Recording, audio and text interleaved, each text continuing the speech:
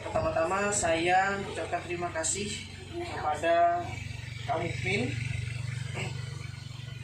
selaku tim visitasi keperawatan mandiri DPD BPNI Kabupaten Kutai Kartanegara dan juga sekaligus sebagai sekretaris DPD BPNI Kabupaten Kutai Kartanegara yang pada hari ini hadir walaupun dalam keadaan hujan, dalam keadaan yang dingin, tapi beliau masih bisa menyempatkan waktunya untuk datang ke sini.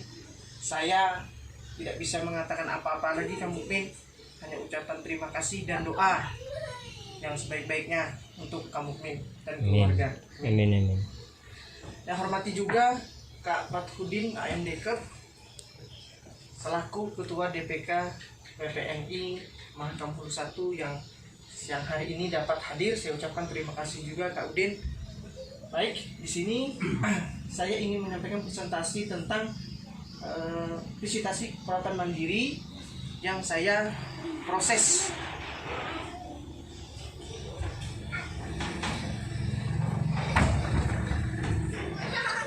Ini penyelenggaraan Praktik Prinsip Harapan, tempatnya itu di Desa Pulau Harapan, Kecamatan Muara Muntai, oleh saya sendiri Ahmad Ramadan S. AMDK.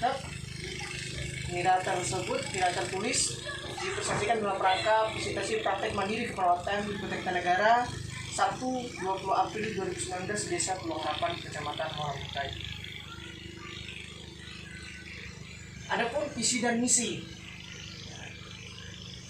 Adapun visi yaitu menjadi praktek mandiri perawatan luka yang dapat menjadi tujuan perawatan luka bagi masyarakat Muara Muntai.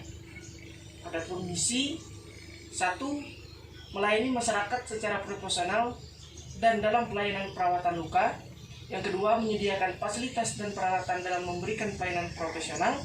Yang ketiga, memberikan tarif perawatan yang tidak memberatkan pasien namun sesuai dengan pelayanan perawatan luka.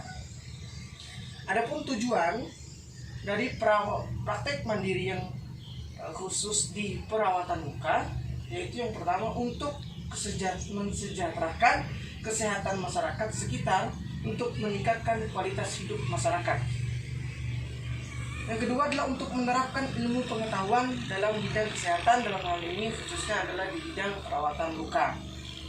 Yang ketiga adalah untuk menciptakan lapangan pekerjaan khususnya untuk tenaga keperawatan. Ini adalah praktik mandiri keperawatan. Penjelasannya adalah praktek perawatan adalah praktek perorangan atau berkelompok di tempat praktek mandiri di luar fasilitas kesehatan dan diberikan dalam bentuk asuhan keperawatan dalam diagnosa, perencanaan, tindakan, evaluasi. Adapun tujuan untuk perawatan mandiri ini adalah untuk klien yang membutuhkan bantuan karena ketidaktahuan, ketidakmampuan, dan ketidakmauan dalam memenuhi kebutuhan dasar dan merawat diri. Adapun di latar belakangi praktik mandiri ini adalah di Undang-Undang Republik Indonesia Nomor 36 Tahun 2014 tentang tenaga kesehatan Bab 5 Pasal 28, yaitu tentang praktik keperawatan dilaksanakan di fasilitas pelayanan kesehatan dan tempat layanan sesuai plan sasarannya. Yang kedua, praktik keperawatan sebagaimana yang dimaksud ayat 1 itu terdiri dari A. Praktik keperawatan mandiri yang pada hari ini yang sekarang masih dilakukan proses.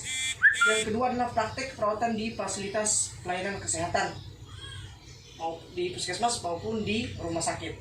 Yang ketiga, praktek keperawatan sebagai yang dimaksud ayat 1 harus berdasarkan kode etik profesi dan sesuai standar pelayanan yang tertera, yang diatur. Lanjutan Undang-Undang Republik Indonesia Nomor 36 Tahun 2014 Pasal 30 wewenang keperawatan, yaitu melakukan pengkajian, diagnosis perawatan, perencanaan, tindakan, melaksanakan tindakan keperawatan, evaluasi, melakukan rujukan, tindakan gawat darurat, konsultasi keperawatan dan kolaborasi dengan dokter, serta penyuluhan atau konseling dan pelaksanaan pemberian obat sesuai resep tenaga medis. Di sini adalah obat bebas dan obat bebas terbatas.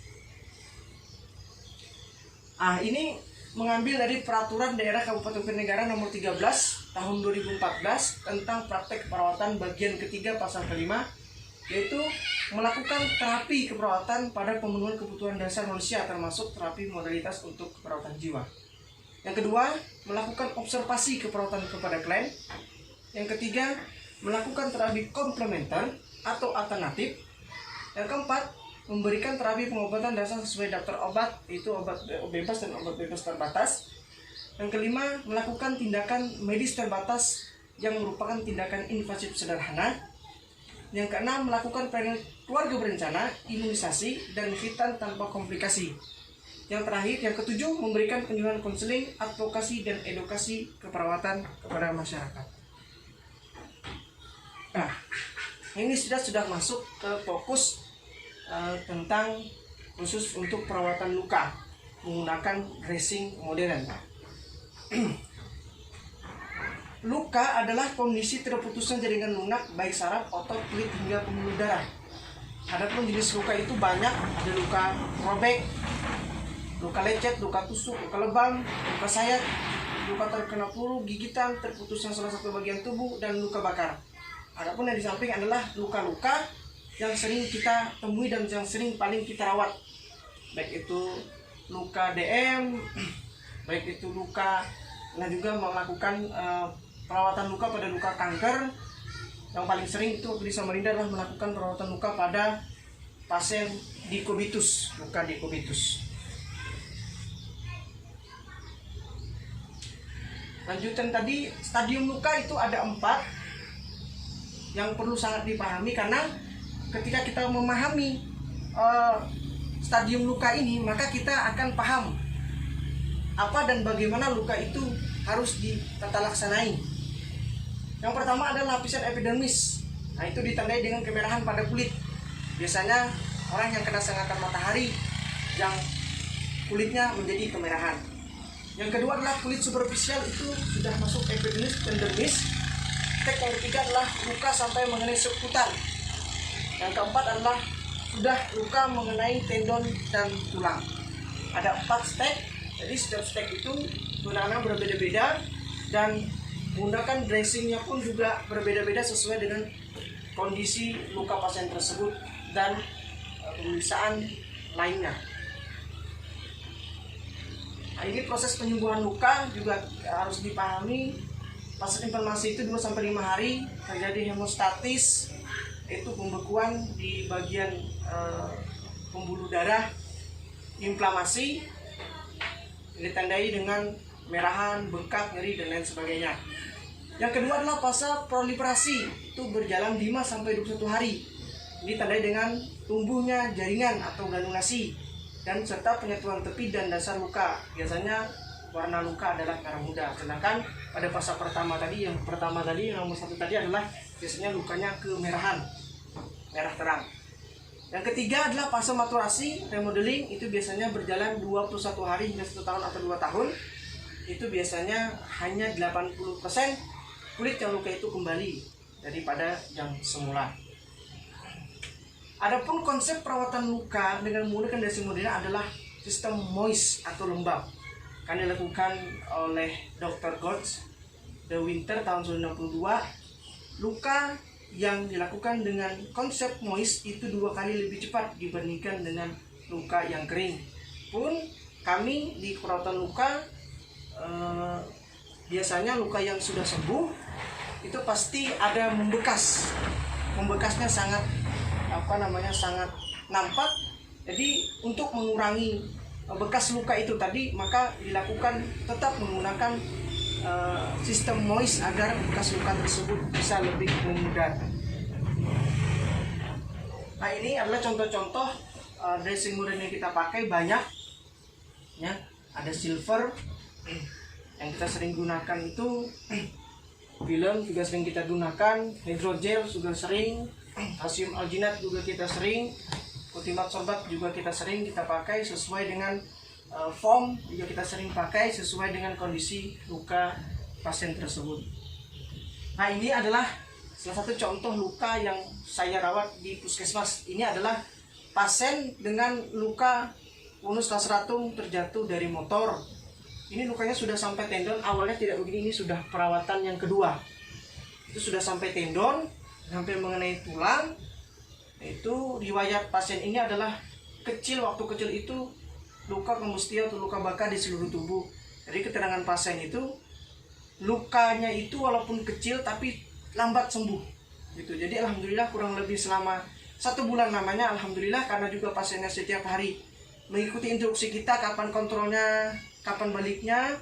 Kita menggunakan mencoba menggunakan dressing modern dan pasien setuju dengan itu. Alhamdulillah pasien pada luka ini dapat sembuh. Ini infeksi kemarin Kak, merah betul dan banyak pusnya kemarin. Ini terbuka, waktu itu si renggang, jadi saya tidak berani buka, tapi saya bersihkan saja. Alhamdulillah dia menutup. Ini di keperawatan luka. Yang kedua, sebenarnya saya juga fokus di kita teknik modern. Tahun 2016 saya mengikuti pelatihan ini dan langsung turun ke lapangan dengan Pak Bagus. Waktu itu di Sunat Masal. Itu dengan senior yang ada, dengan Kak Sentot, karunya ICU juga turun di situ. Karunya ruang paling ujung itu ruang Soka, dari situ juga. Pengertian skincare atau dikenal dengan sunat di Indonesia adalah prosedur bedah untuk membuang atau memotong kulit yang menutupi penis yang terdiri dari jaringan dan pembuluh darah. Adapun macam-macam metode hitan itu adalah sirkumsisi manual yang biasanya memutar. Yang kedua adalah metode klem. Di sini banyak klem, alis klem, smart klem, dan masih banyak lagi sekarang. Contoh-contohnya banyak. Saya punya 2 contohnya. Ini contoh yang terbaru dari alis klem, produk dari Dr. Pedat. Ini menyamai seperti smart klem, dan ini produk pertamanya itu alis klem. Nah itu yang sering, ini yang baru-baru digunakan di Muara Muntai. Kauter atau lebih dikenal di masyarakat dengan laser, gomko, stapler, dan lain-lain. Itu gomko itu seperti alat, nanti ada gambarnya. Yang di sini alis klem tadi, yang di sini gomko. Nah, kemarin saya baru juga ikut pelatihan bulan Februari kalau tidak salah. Itu gomko plus lem, stapler, kauter, dan saya menggunakan FNI, free needle injection, yang single. Jadi tidak lagi menggunakan jarum suntik. Ini adalah salah satu pasien yang penisnya itu masuk ke dalam, sangat susah dilakukan penyunatan.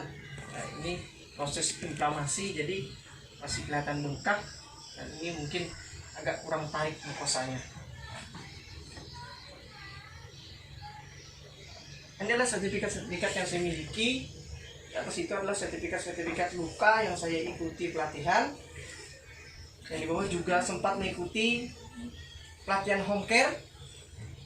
Dan di sini adalah alis klem, dan yang terbaru kemarin itu bersama Kak Bagus, Dr. Pedat, dan dokter saya lupa namanya, itu stapler, gomko, dan alis klem. Next. Nah, ini foto saya bersama MOT Biomedin sunat modern dari Jakarta tahun 2016, masa saya masih kuliah tingkat akhir. Terima kasih. Itu saja yang dapat saya sampaikan. Kurang dan lebih saya mohon maaf jika ada yang kurang mau ditambahkan.